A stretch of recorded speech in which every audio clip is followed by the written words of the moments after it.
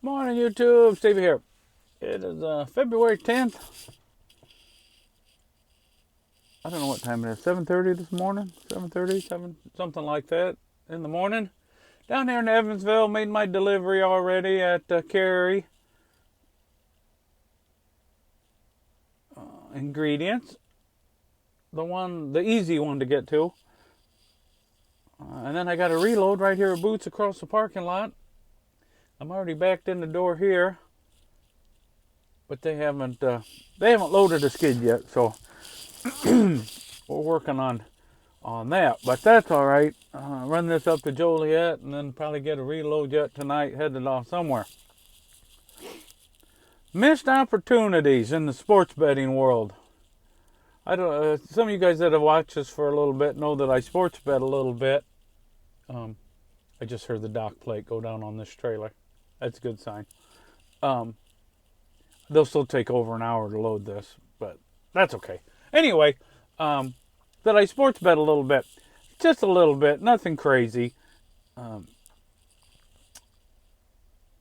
Mainly NBA basketball, WNBA basketball, and baseball. Almost no football, definitely no college football or college basketball.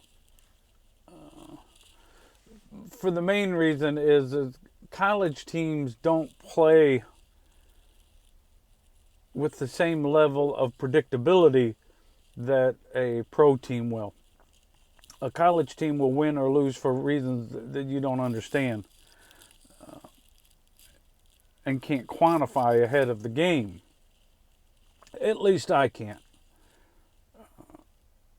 So those are kind of the sports that I stick to. And like I said, this isn't monstrous money that I do this with. It's kind of just something to occupy the time when I'm out here on the road. I generally stay away from football because football is where the books make the majority of their money for the year comes off of the NFL. Folks that don't normally bet the NFL. And especially of all the games, the Super Bowl. So that means that the sports books, they have their lines as sharp as they make them through the football season and especially in the Super Bowl. So it's tough to find value.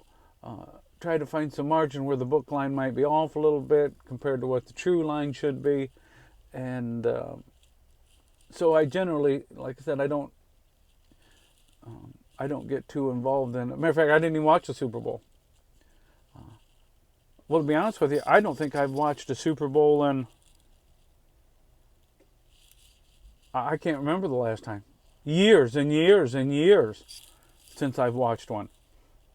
And like I said, and I bet sports, and I still don't watch it because I don't bet it. If I don't bet it, I don't watch it. And if I do bet it, a lot of times then I don't watch it either. Because it's just the math. It's a math formula. What's the odds of this happening? What's the odds of that happening? And there you go. Anyway, I was watching a handicapper over the weekend, Saturday. And he said, and I've seen this guy before. He primarily does football. And he said exactly how to play it. He said, take first quarter. Okay, he said, by game time, he said the Eagles should be favored. I don't know if they were or not, but he said they should be. This was Saturday morning. He said more money's going to flow into the Eagles over the weekend, and they should be favored. And the Chiefs should be plus money. He was hesitant to bet against the Chiefs because they're very, very good and been very, very successful. So, you know, you're leery to bet against a team like that. So what his play was bet first quarter only one person to score because the Eagles generally run the ball a fair bit and play a little bit slower pace.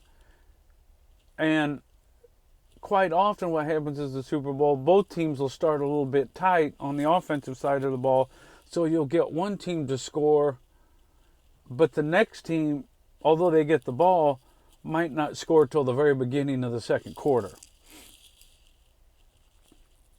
And then he said, then play the Eagles, who have been playing extremely good football the last 10 weeks of the year. Play them to win each quarter individually, the over-under on each quarter, not the money line on the whole game. And he said that will protect you if the Eagles make, or if the Chiefs make have a big fourth quarter drive, which they're known to do.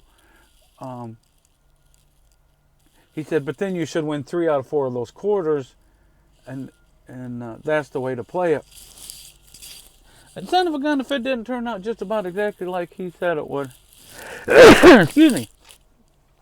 They only had 1 score in the first quarter, and the Eagles did win 3 of the 4 quarters. Gosh darn it. Oh.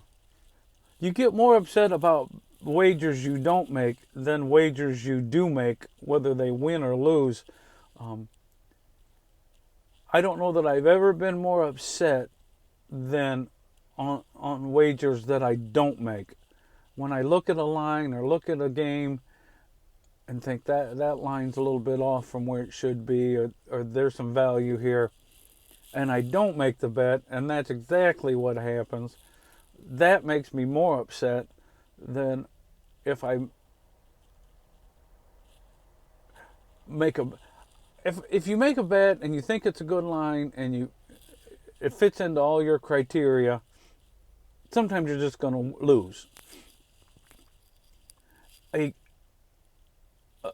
A professional sports bettor that does it long term, I'm talking not for a few weeks or a few months, but for seasons and years, only wins about 60% of the time. So 4 out of 10 you're going to lose. So the losses are going to come. So I don't get upset about the losses generally, unless I just made a mistake on my, the way I thought it should work. I have certain criteria that if these things don't line up, I don't make the bet. If these things do line up, I do make the bet, and then that gives me the odds over the books, and it works out pretty good, generally. Okay. But I don't get excited if I win. I don't get too upset really at all if I lose. It's just when I don't make a bet that I thought I should have, or if I make a mistake and don't calculate something quite right and break one of my rules. But missed opportunities in sports betting. That's the kind, I think, going to be the title to this video. And hopefully you guys all had a great weekend and won a little bit of money, and your team won or didn't win. I don't know. I didn't have a dog in the hunt. I said last week I like the Chiefs just fine, and I got nothing against the Eagles. So I'm happy for the Eagles fans. They're dedicated fans, and the Chiefs had a real good run at it. So they shouldn't be unhappy with the season they've had. But anyway, thanks for the new subs. We're 7 away from 500. If you guys haven't subbed yet, like and subscribe. And